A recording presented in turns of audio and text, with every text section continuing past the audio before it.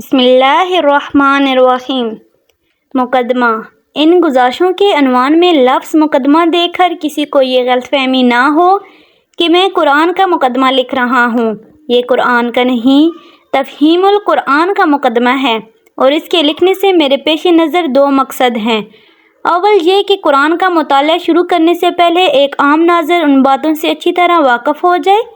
جن کو ابتدا ہی میں سمجھ لینے سے فہم قرآن کی راہ آسان ہو جاتی ہے، ورنہ یہ باتیں دوران مطالعہ میں بار بار کھٹکتی ہیں، اور بسا اوقات محض ان کو نہ سمجھنے کی وجہ سے آدمی برسوں تک معنی قرآن کی سطح ہی پر گھومتا رہتا ہے، گہرائی میں اترنے کا راستہ اسے نہیں ملتا۔ دوم یہ کہ ان سوالات کا جواب پہلے ہی دے دیا جائے جو قرآن کو سمجھنے کی کوشش کرتے وقت بالعموم لوگوں کے ذہن میں پیدا ہوئے کرتے ہیں۔ میں اس مقدمہ میں صرف ان سوالات کا جواب دوں گا جو خود میرے ذہن میں اول پیدا ہوئے تھے یا جن سے بعد میں مجھ کو سابقہ پیش آیا۔ ان کے علاوہ اگر کچھ اور سوالات بھی جواب طلب باقی رہ گئے تو ان سے مجھے آگاہ کیا جائے، ان کا جواب انشاءاللہ آئندہ اشاعت کے موقع پر اس مقدمہ میں بڑھا دیا جائے گا۔ عام طور پر ہم جن کتابوں کے پڑھنے کے عادی ہیں ان میں ایک متعین موضوع پر معلومات، خیالات اور دلائل کو ایک خاص تصنیفی ترتیب کے ساتھ مسلسل بیان کیا جاتا ہے۔ اسی بنا پر جب ایک ایسا شخص جو قرآن سے ابھی تک اجنبی رہا ہو پہلی مرتبہ اس کتاب کے مطالعے کا ارادہ کرتا ہے تو وہ یہ توقع لیے ہوئے آگے بڑھتا ہے کہ کتاب ہونے کی حیثیت سے اس میں بھی عام کتابوں کی طرح پہلے موضوع کا تعین ہوگا، پھر اصل مضمون کو ابواب اور فصول میں تقسیم کر کے ترتیب وار ایک ایک مسئلے پر بحث کی جائے گی، اور اسی طرح زندگی کے ایک ایک شعبے کو بھی الگ الگ لے کر اس کے متعلق احکام و ہدایت سلسلہ وار درج ہوں گے۔ لیکن جب وہ کتاب کھول کر مطالعہ شروع کرتا ہے تو یہاں اسے اپنی توقع کے بالکل خلاف ایک دوسرے ہی انداز بیان سے سابقہ پیش آتا ہے جس سے وہ اب تک بالکل ناآشنا تھا۔ یہاں وہ دیکھتا ہے کہ اعتقادی مسائل، اخلاقی ہدایات، شرعی احکام، دعوت، نصیحت، عبرت، تنقید، ملامت، تخویف، بشارت، تسلی، دلائل، شواہد، طریقی، قصے، آثار کائنات کی طرف اشارے بار بار ایک دوسرے کے بعد آ رہے ہیں۔ ایک ہی مضمون مختلف طریقوں سے مختلف الفاظ میں دہرایا جا رہا ہے، ایک مضمون کے بعد دوسرا اور دوسرے کے بعد تیسرا اچانک شروع ہو جاتا ہے، بلکہ ایک مضمون کے بیچ میں دوسرا مضمون یکایک آ جاتا ہے۔ مخاطب اور متکلم بار بار بدلتے ہیں اور خطاب کا رخ رہ رہ کر مختلف سمتوں میں پھرتا ہے۔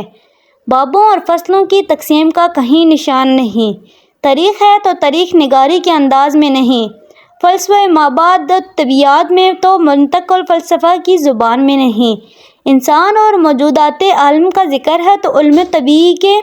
طریقے پر نہیں، تمدن و سیاست اور معیشت و معاشت کی گفتگو ہے تو علوم و عمران کے طرز پر نہیں، قانونی احکام اور اصول قانون کا بیان ہے تو فنسنوں کے ڈھنگ سے بالکل مختلف، اخلاق کی تعلیم ہے تو فلسفہ اخلاق کے سارے لٹریچر سے اس کا انداز جدا۔ یہ سب کچھ اپنے سابق کتابی تصور کے خلاف پا کر آدمی پریشان ہو جاتا ہے اور اسے یوں محسوس ہونے لگتا ہے کہ یہ ایک غیر مرتب، غیر مربوط، منتشر کلام ہے جو اول سے لے کر آخر تک بے شمار چھوٹے بڑے مختلف شذرات پر مشتمل ہے مگر مسلسل عبارت کی شکل میں لکھ دیا گیا ہے۔ مخالفانہ نقطۂ نظر سے دیکھنے والا اسی پر طرح طرح کے اعتراض کی بنا پر رکھ دیتا ہے اور موافقانہ نقطہ نظر رکھنے والا کبھی مانی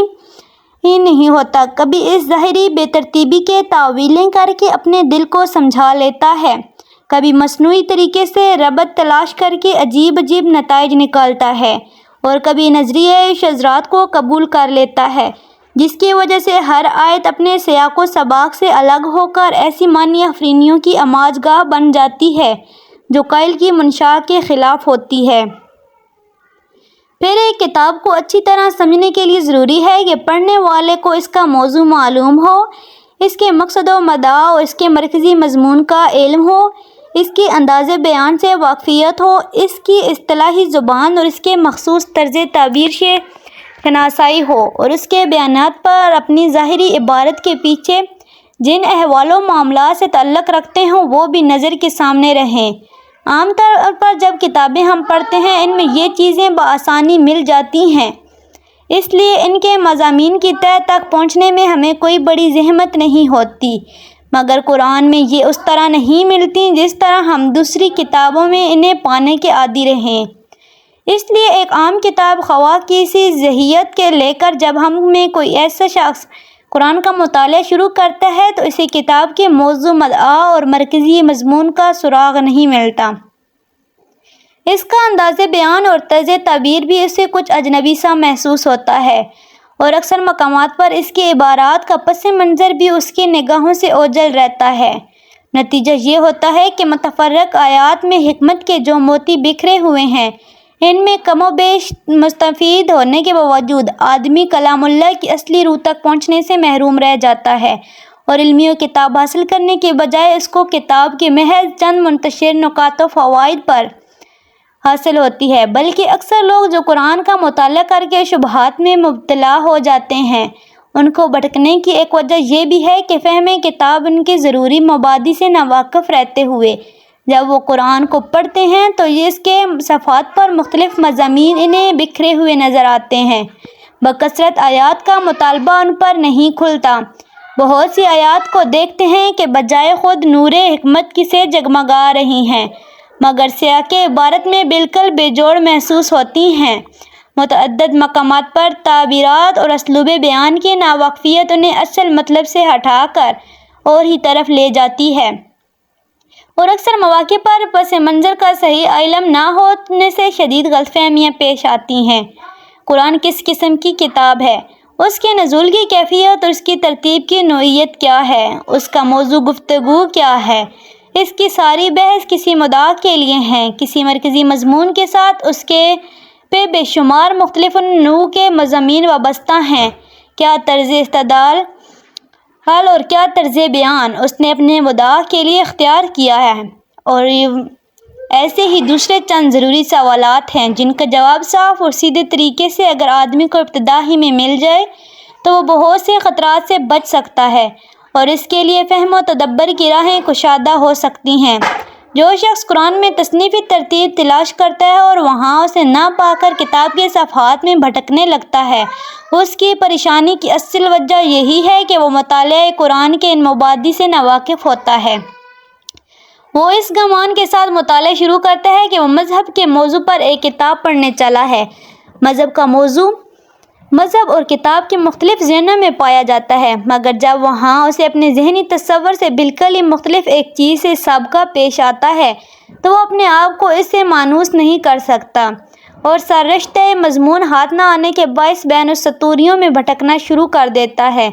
جیسے وہ ایک اجنبی مسافر ہے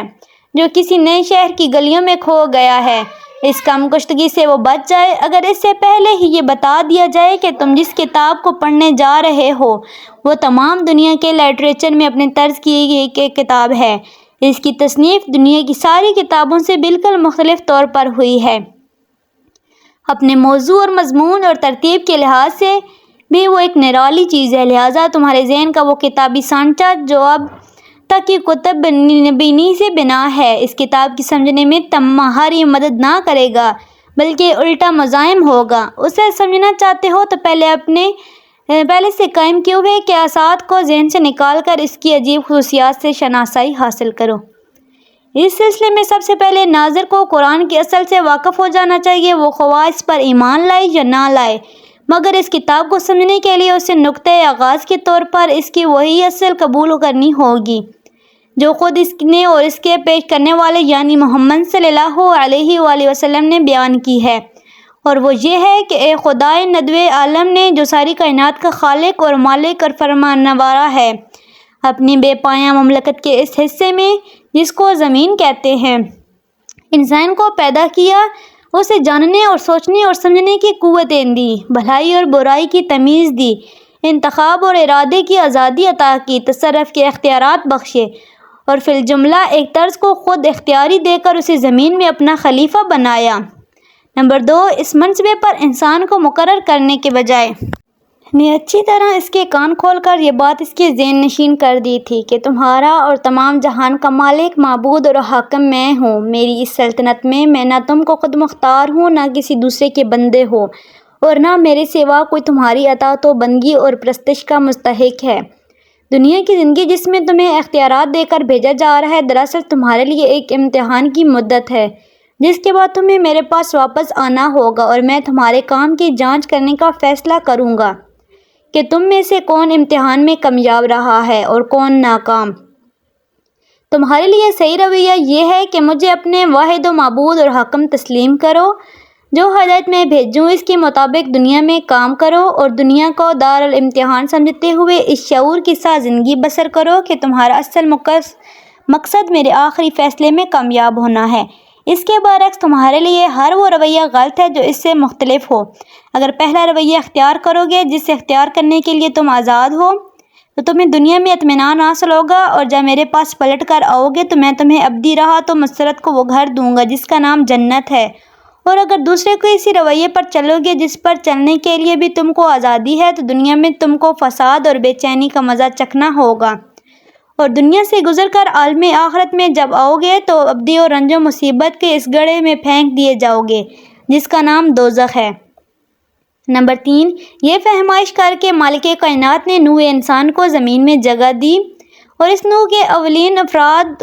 آدم اور حوا کو وہ ہدایت بھی دے دی جس کے مطابق انہیں اور ان کی اولاد کو زمین میں کام کرنا تھا۔ یہ اولین انسان جہالت تاریکی کے حالات میں پیدا نہیں ہوئے تھے،